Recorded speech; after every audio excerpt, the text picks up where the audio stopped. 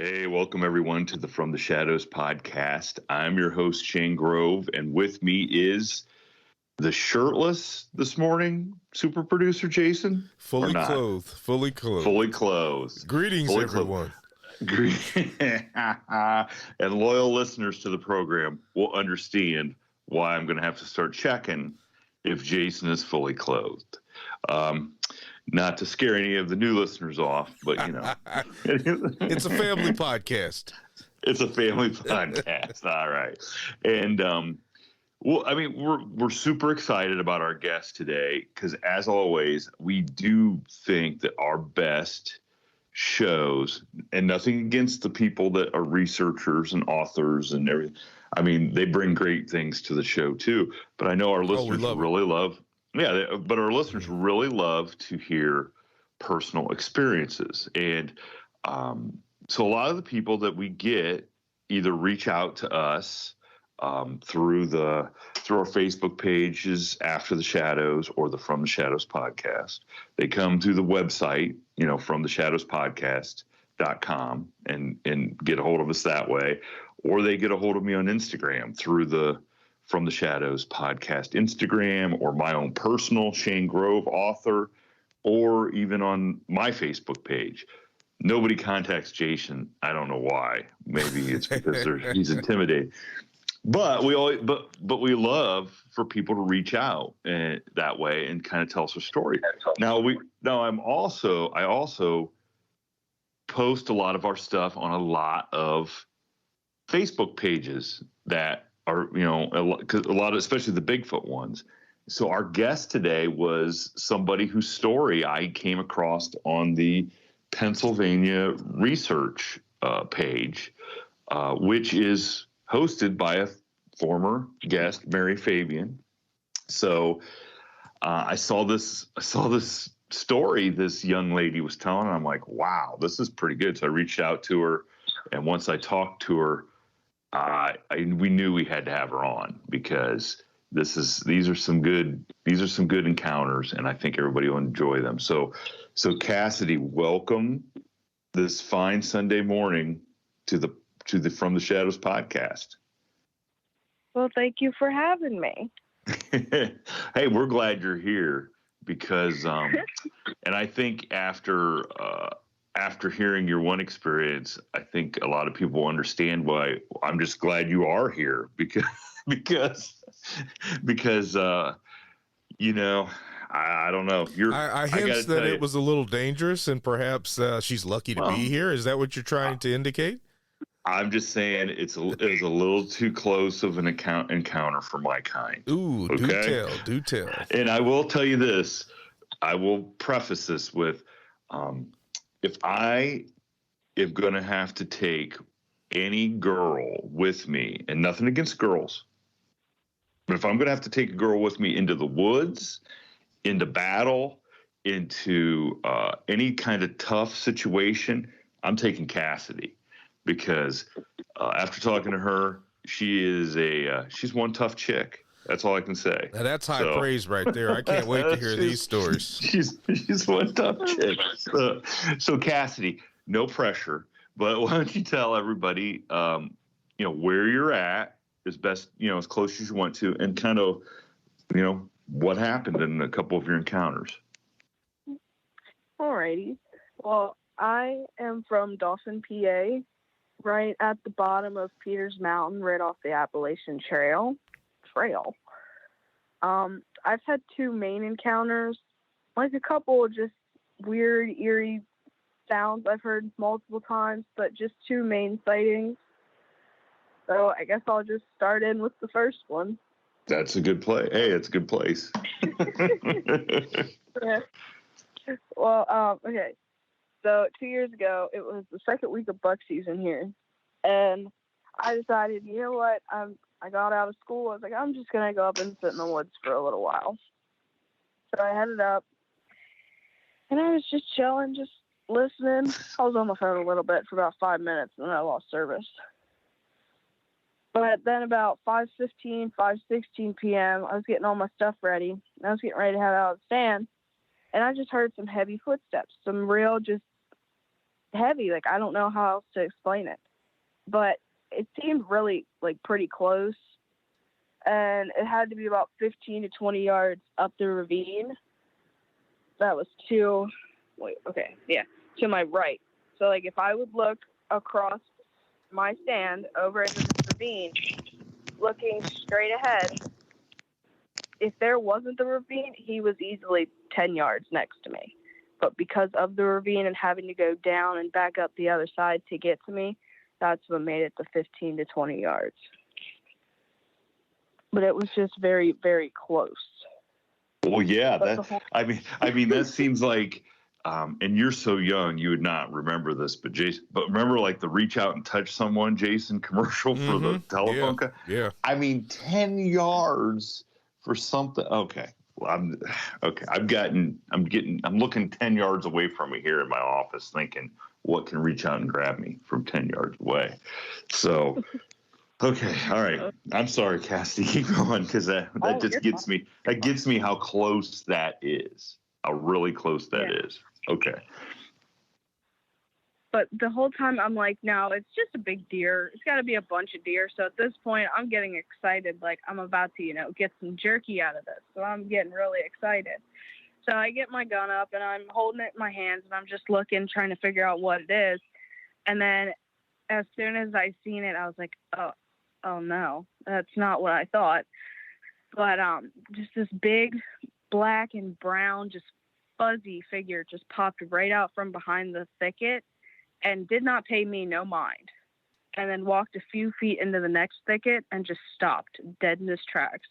I don't know if the wind changed directions or if he seen me and was just playing with me or what, but he just stopped dead in his tracks right there. And I sat there until probably about 6:30 trying to calm down, just because of the fact where he was at, he could clearly see me, like plain as day. I was just right there. But like I said, I sat there until 6:30 until I could calm down, because I did not want to get out of my stand, because I knew if I got down, I was fair game. And then as soon as you get down, you're straight out the bottom of the mountain. So if you're shaky and you miss a step, you're rolling the whole way down. But I calmed down a little bit, so I got down and I was hurrying down as fast as I could go without biffing it and rolling it the rest of the way. But as soon as I got to the bottom, there's like a deep groan, like he was saying, she's gone now, or thank you for leaving, like we can go back to our daily lives, and stuff like that. So it was just one of those really eerie moments. So, oh boy. So when you said he passed from one thicket to the other and stopped, so you were saying that for the whole time you're sitting there, he's still standing there in another thicket? Like, yep, he just went deeper in. And oh boy. So what were you saying? I mean, at any time did you think, I got to shoot this thing so I can get out of here? Or you just, like, what was going through your mind? You thought about, okay. I thought about it, but like, I don't know what the legal business is with that. Like, would I get fined? Would I get paid? Like, I don't know. I'd just rather it's, he's been here longer than I have. If he don't mess with me, I'm not going to mess with him. That's how I seen it. It's just. Yeah. Yeah. I mean, you obviously have been in the woods hunting for a long time. I mean, not just, it wasn't your first week going hunting. Like, you just hadn't got your license and said, I'm going to go out. And I mean, you're an experienced hunter. Yeah. Oh, yeah, I've been at this for about 10 years now. Wow. And so for the people, here's the thing is, where you're at in Pennsylvania, there's definitely bear, right? I mean, there's definitely some bear. Okay. But you're 10 yards away. You're in the woods for 10 years hunting. What you're seeing is not a bear. Oh, yeah. So the main factor to know it wasn't a bear is because the day before that, a bear had walked straight up that same path. And bear hair is, fluffy, not wiry. But the hair on that, it was a mix of fluff and wire. But Now, when you see so I just want to ask you. So when you see a bear, like, so the day before you were out hunting and a bear had walked in your view, and right, is that what I'm assume you're saying? Yeah. Now, yeah. What kind of emotions go through you when you see a bear? Oh, that was just like, oh, he's so cute. But I know if I get down here, he's gonna eat me. Yeah. Okay. But it's not like it's an unusual sight. You expect to maybe see a bear. So that's what I'm saying is humans kind of have a built-in alarm.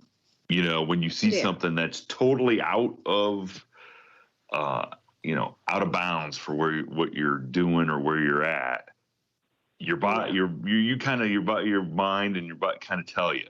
So you knew immediately then when you saw this other creature that it was not a cute, cuddly little bear.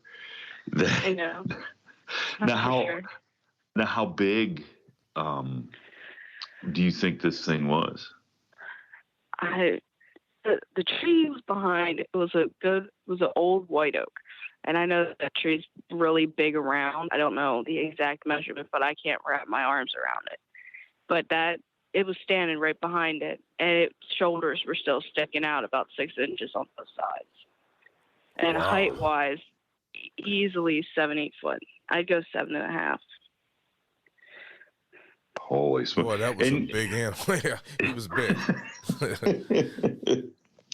Well, and you're talking about an area where, unless you're up there hunting as a human, humans probably aren't messing around too much, or not. I mean, explain that to me a little bit. Well, from where it is from here, you have to walk exactly half a mile from the house up the mountain to get to it. And as soon as you get to it, you have to walk another half a mile up to get to the Appalachian Trail. So nobody really messes around in that half mile of stretch because there's no business to be there unless you're hunting. You're hiking, you're going to be up higher on the Appalachian. If you're riding four-wheeler, you're going to be down lower because the rocks, you never get over the rocks. So if you're not hunting, there's really no reason to be up on that part. Wow. Have you then... Well, go ahead. So let's go ahead and hear your other experience, and then let's dive back into maybe some of the previous stuff in that area. If there, we'll talk about that a little bit. So go ahead and tell everybody, because I'm still trying to process how close 10 yards is for something that big, because that is just okay. Oh yeah. Well, I was hunting in Mansfield. Probably about, it was last year, up at my family's camp. And I decided, you know what? I'm not tired. I don't need to sleep. I'm going to go to Walmart because I was hungry. So I was like, I'll go get some chicken or something. So I was heading. I was like, I'm taking the long route. I don't feel like going through the town. There's probably a bunch of people out there. So I was like, I'm just going to take the long route. So there's a clearing road up there. And it's pretty much you go up one side, down the other side, but it's clear on both sides of the road. And I wanted to especially go up there because it was a full moon. And where the camp is, you can't really see it. And with the town, you can't really see it because of the lights. But I knew on the clearing, as soon as you got to the top of it, you could see the full moon like there was no tomorrow. It was just a beautiful sight. But as soon as I got up there, I put the truck in park, and I was like, I'm gonna get out. I'm gonna take some pictures. Maybe my phone will make it look pretty. So I'm taking pictures, and just out of nowhere, there's this rock. It got thrown to me. It was the size of a softball. I dodged it. It hit the truck. But I was like, what the heck? What? I was so confused. I had no idea what happened. I didn't know if it was, teenagers out there just messing around or what. But it was just scary.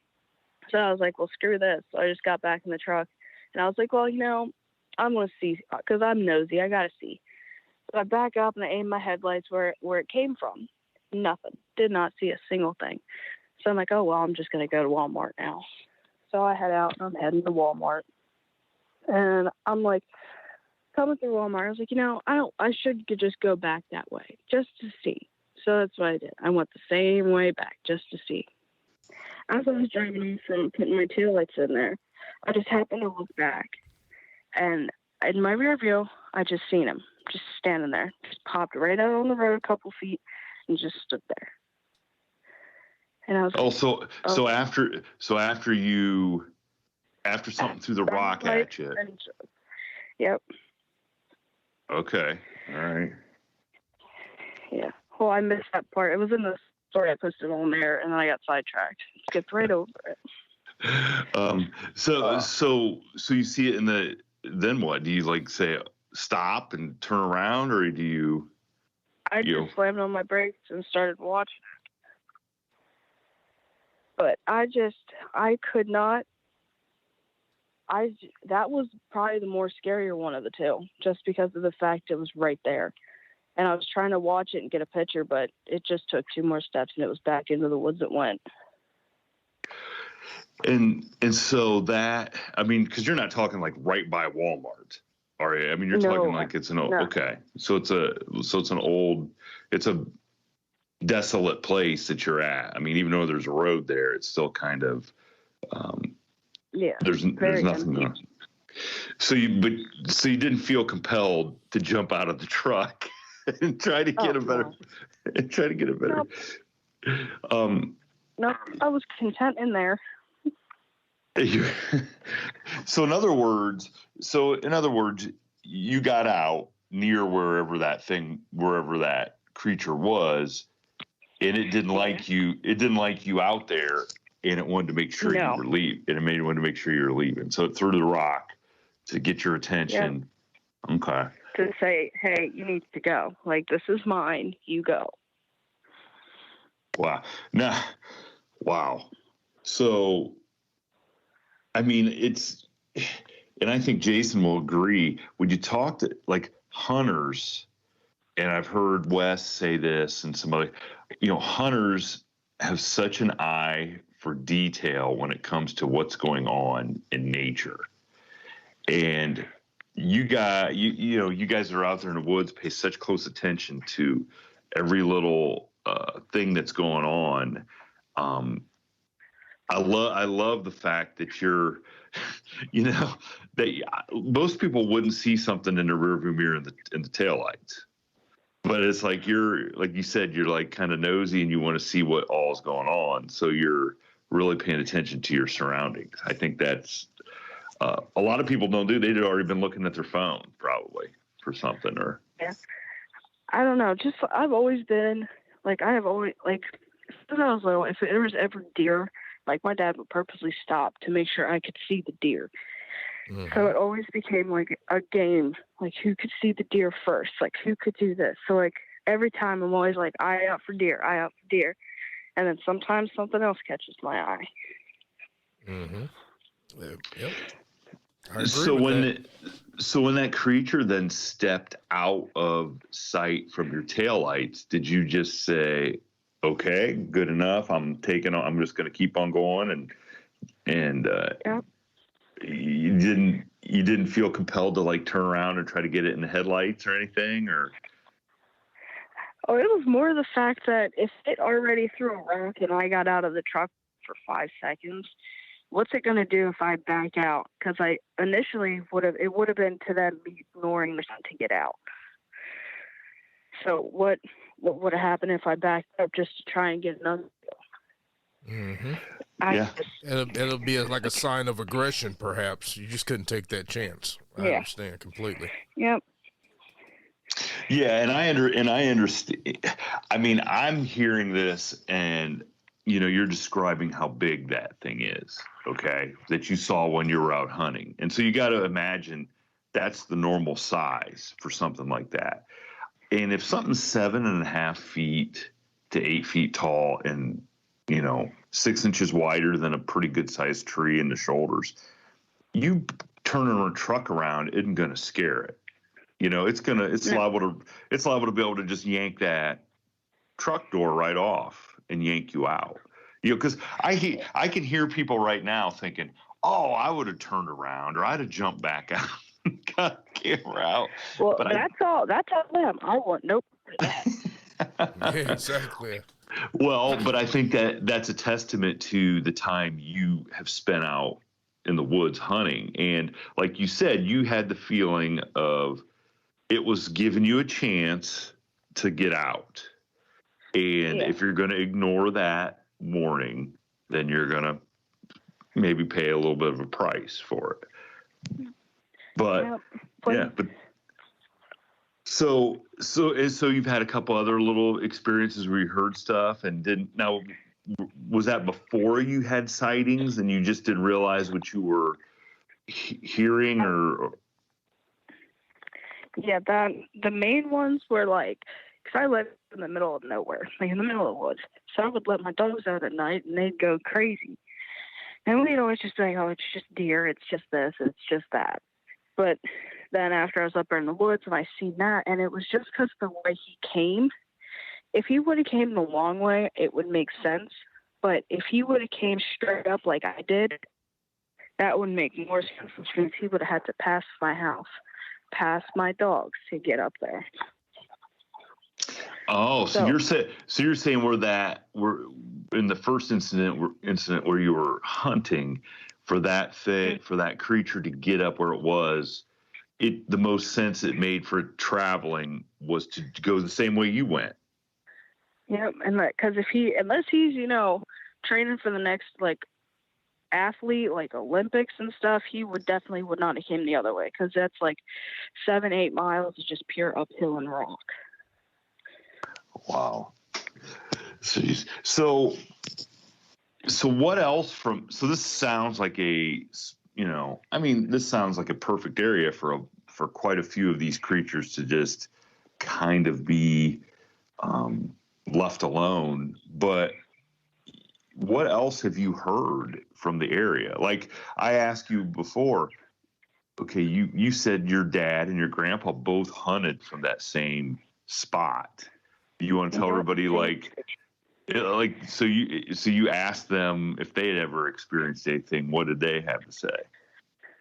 Well, my grandfather, he always said there's something in them woods. I've seen it. I've seen something I just can't explain, stuff like that. But my dad is always Mr. Skeptic, and he's like, well, I've never seen anything. I don't believe you.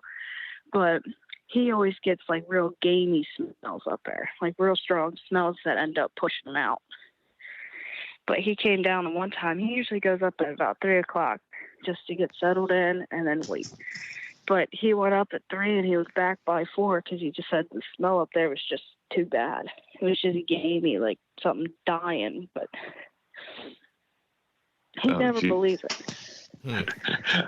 We found a way to rationalize this way of coming back down. Oh yeah, for sure.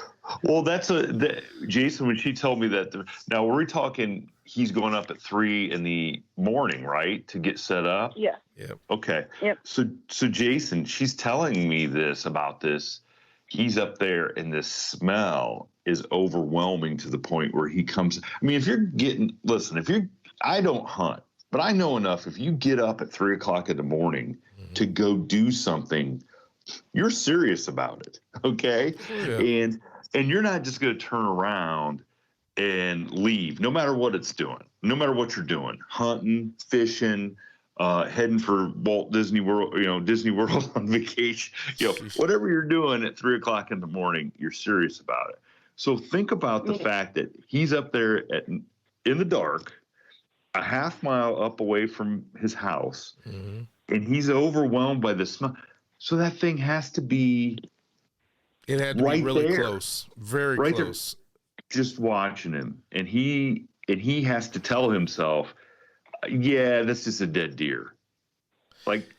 Because if you really think about my opinion on that is he's fooling himself, because these are familiar grounds that he hunts all the time. He goes up there earlier. He's familiar with the trails. He's probably, during rutting season, he's probably always up there. So he knows what's going on. He knows the natural smells that are in that area, and to go up there and set up in his normal fashion at 3 o'clock in the morning, and then to have this pungent, odor that would drive him out of his tree stand. I mean, he knows something's up there, whether he wants to admit it or not.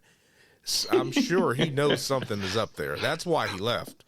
Well, yeah, I can imagine admitting to yourself that you're sitting there in the dark and there's something that you can't see so close to you that you can smell it, but you can't see it.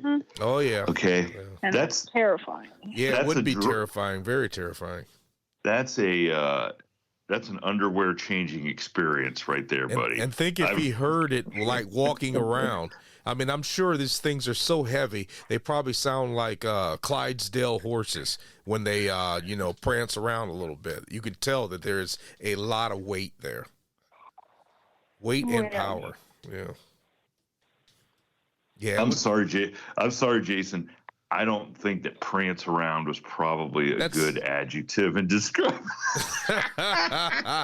Well, you know what I mean. When they move around, when they're, when you're backing them out of their trailers, I mean, it's Clyde's. They're just very heavy animals. You can tell. Like when you got a bull in the stall. I used to see this in Reno, and they're kind of ornery anyway. So they're like, you can tell that they're like really aggressive, but they have to herd them and get them to move in the right direction. Well, I thought you were referring to the Bigfoot prancing around. And all I could see was a Bigfoot with a party hat, and like a little. That's a little too far fetched there. So Cassidy, what gets me is that you said your grandpa had said it had to be years if he's talking about it, and your dad still didn't put any credence into your grandpa saying it. Oh yeah. He's very skeptical. Like if he does not see it with his own eyes, he's not going to believe it. And even then, he'll still be like, that was just somebody in a ghillie suit.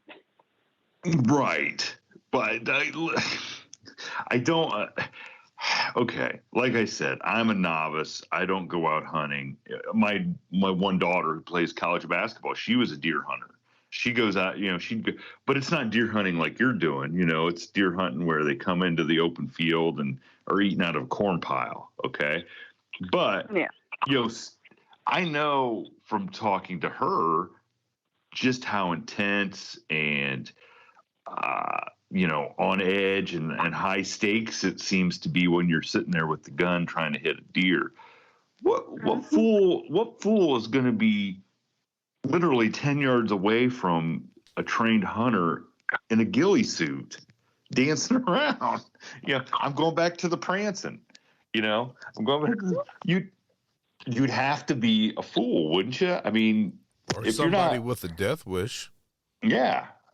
So when people say that it's somebody out there in a costume, well, then we have some really stupid people in America, if that's what's going on, because you can't just explain away all that stuff. And you know what you're talking about out in the woods. And I really wish we could talk to your dad and kind of put him on the spot and say, come on, man, what do you think?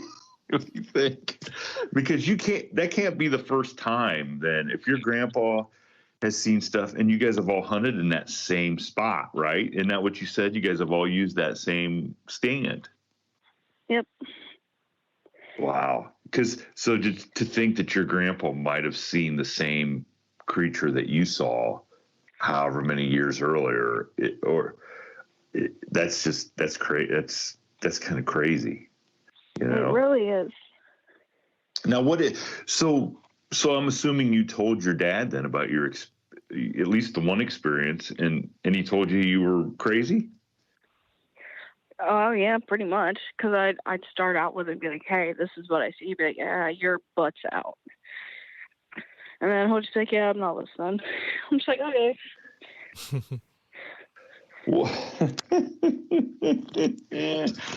that is okay. So next time, just let your dad know this one thing.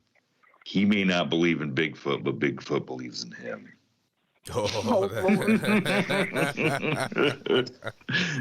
So now I'm assuming you've got lots of friends and stuff in the area that are they're just like you, that are outdoors people. You guys are out four-wheeling, you guys are out hunting.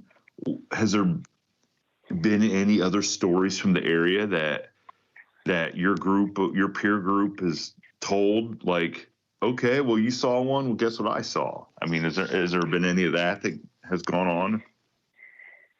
Yeah, there's a couple. There's they have this one out Clark's Valley. People always said that was haunted, like wendigos and not shapeshifters, skinwalkers and stuff like that. So, like, if people would go out there at night, it'd be real scary for them. Sketchy. They hear wood knocks. They hear, like, howls and callings and all that stuff. And it's a cool place to go at night. That's asking for something to happen. It is very scary out there at night. But there's this little lady that lives down the road from me. Everybody calls her crazy because of her story. But when she was real little, her and her sister shared a bedroom, and it was hot one night, so they had the window open with the screen in and all that fun stuff. Well, her head was right up against the window. That's where she was sleeping. Well, they were roughhousing and just jumping around on the bed, making lots and lots of noise, and then they're like, well, we're done. So they get ready to lay down. So she's sitting there, she's laying, and she just hears, like, breathing, like, in her window. Just hears breathing. Well, she gets over, turns the light on, and looks out the window, and all she seen was a big fuzzy face looking right in at her. Oh, boy. Yeah. Jeez. Oh, boy. And so is this a lady who probably lives in the same house that she probably grew up in? Yep. Same house, never moved. Barely ever goes outside. Windows are all boarded up. Wow. And I think people that are listening to this and don't understand, like, how remote some places in Pennsylvania, in America, really are. Like, you think, like, everything's populated and there's people right on top of one another everywhere. But I mean, I'm picturing these places that you're talking about at the bottom of a mountain in Pennsylvania, and I can see, like, an old rickety house out in the middle of nowhere, boarded up because and the same lady living there, and her family's probably lived there since the day it was built in the middle of the 1800s or even earlier. But it definitely, like the other place you were talking about, so that they're saying there's skinwalkers and wendigos, but just the stuff that's going on, the howls and the tree, that's typical Sasquatch Bigfoot behavior, so they're fooling themselves if they think it's a wendigo or a skinwalker. I think they're out there messing around with Bigfoot. Yeah, probably. I don't know. I don't do it. That's all them. They want to go do that? All right, have fun. That's not me. Live and let live, right? Yep. And so people in the area, though, they think the old lady is just making that story up, huh? That she just... Yeah, they think she's just a crazy lady, and she's really sweet. She's like the sweetest lady I've ever met. But nobody really talks to her. She just kind of lives with her cats. Nobody messes with her, and she doesn't really talk to anybody. Now, have you talked to her? Have you ever talked to her about what you experienced? I never wanted to, because what if that would bring back memories for her? And I didn't want to, set her back if she was getting good or something like that. I gotcha. It would be interesting, though, because, who knows? Maybe she knows people make fun of her and call her crazy and stuff. Maybe that is the validation she would need. Like, okay, well, so now, at least somebody doesn't think I'm crazy, and that's the bad thing is, like, Cass, that's why I'm glad that you, like, put something on the Facebook page that you agreed to come on, because,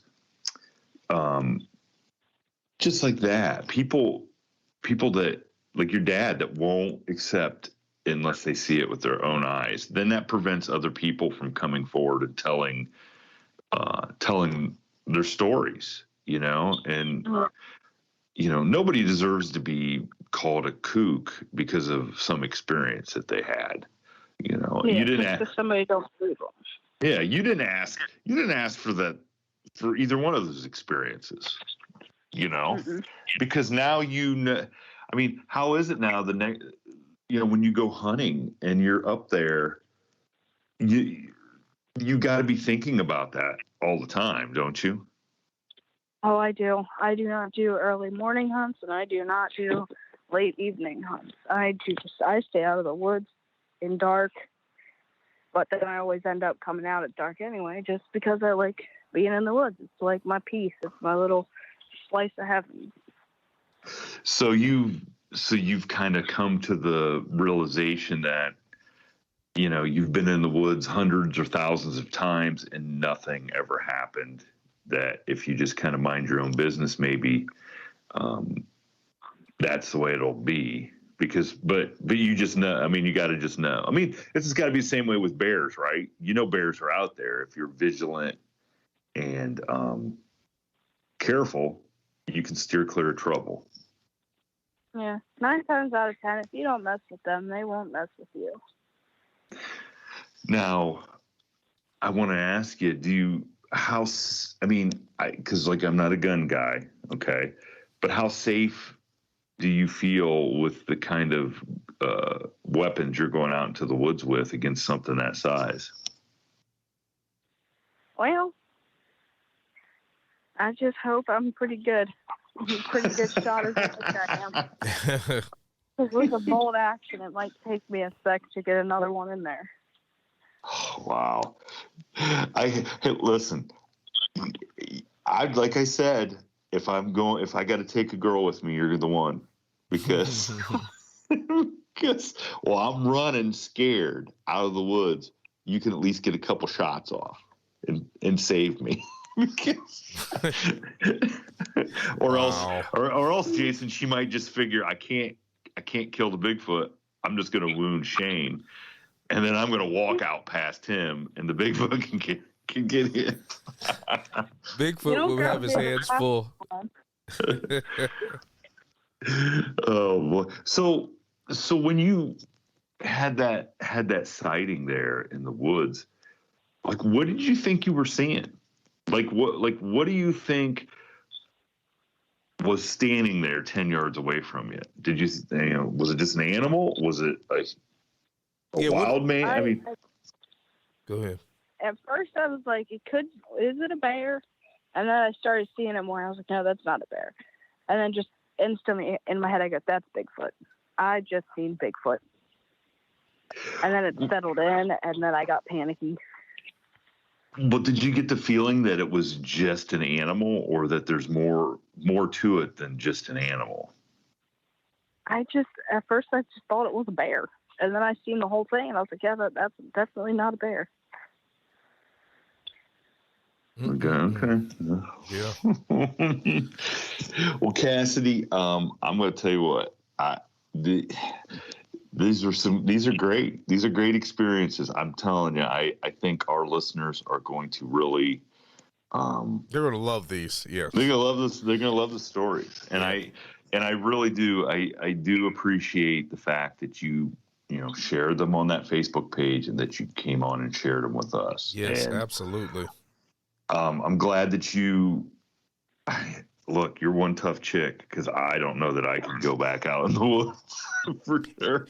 Yeah, after having the experiences that you've had, and then be able to go back out in the woods and still find peace and enjoy that's pretty good. Yeah. Yeah, and I hope that your dad gets to experience what you did in some way. No, you shouldn't say that. I do. Hey, listen, if he's not going to believe her, he deserves to find out. Because like I said, she doesn't deserve to have somebody not believe her. Especially her dad. That's true. Especially her dad. Yeah, you do have a point there. But you see, that's why we have forums like this, where we do believe, and we are a strong community of people that we want to hear about other people's experiences. Your experiences could actually help other people. because other people have not been able to reach out. They're harboring this anxiety inside of them because they're scared to tell anybody, for somebody might think they're crazy. And then they hear your experience, and then they're like, okay, well, I know I wasn't crazy. I know I experienced that. It just makes them feel better. Yeah. Yeah, we definitely appreciate it, and I hope that if you are out hunting or taking pictures of the moon or whatever and have another good experience, I hope that you'll reach back out and let us know, because I mean I'd love to hear it. Oh, I would sure. too, of course. Yeah. But definitely, Cassidy, I want you to be careful out there. Yeah, please. Be safe out there for sure. Yeah. Oh, I will. Be safe. But hey, Cassie, thanks for joining us this morning. And I know you got Jason. Like I said, this is one tough chick. She's going to be doing some hard work today that I can't even imagine doing. So what you going to do? I am currently renovating my trailer. Oh, she's putting in told me she was putting in a water line, and I'm like, yep. I don't even hardly know how to fill my cup up with water. How can you put it in a water? Yeah, I wouldn't make a very good plumber either. I would probably drown myself. That's how bad I would be. You don't gotta be good at it. You just gotta figure out which one's the on and off switch. Yeah, that's true. There you go.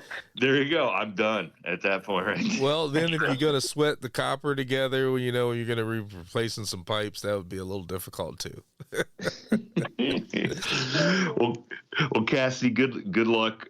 Good luck in the renovation. Yes, absolutely. Like Thank you again for coming on. We really appreciate it. Yeah, no problem. Have a good one. Yep. All right, we'll talk to you. Yep. Bye. Yeah. Bye. Thank you for tuning in to this week's episode of the From the Shadows podcast. Until next time, never shy away from the darkness or what may be lurking in the shadows. We are out.